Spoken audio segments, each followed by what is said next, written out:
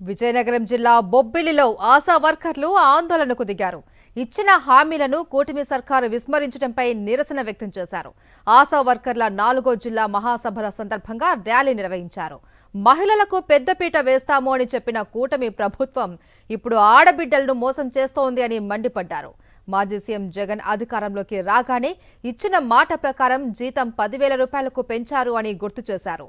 మోడీ, చంద్రబాబు, పవన్ ఆశా వర్కర్లకు కనీస వేతనం ఇస్తామన్న మాట తప్పారు అని విమర్శించారు. హామీలు అమలు చేయకపోతే ఆందోళన ఉధృతం చేస్తామని హెచ్చరించారు.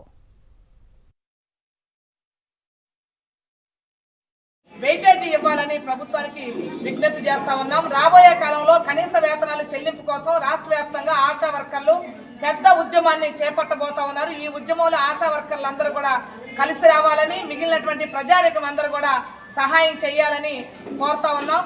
ఆశా వర్కర్లు 20 ఏళ్ళు అవుతా ఉంది. 20 ఏళ్ల కాలంలో కేంద్రంలో ఉన్నటువంటి మోడీ కేవలం 3,500 రూపాయలు మాత్రమే పారితోషికాలుగా చెల్లిస్తా ఉన్నారు. ఎలా బ్రతకాలని అడుగుతా ఉన్నాం. అదేమంటే మహిళా సాధికారత గురించి చెప్తారు, మహిళలే మా తల్లులు అని చెప్తారు, మేము అధికారంలో ఉన్నామంటే వాళ్లే అని చెప్తారు. మహిళల గురించి చాలా గొప్పగా చెబుతున్నటువంటి ప్రభుత్వాలు వాళ్ళ కనీస వేతనాలు ఎందుకు చెల్లించాలని అడుగుతా ఉన్నాం.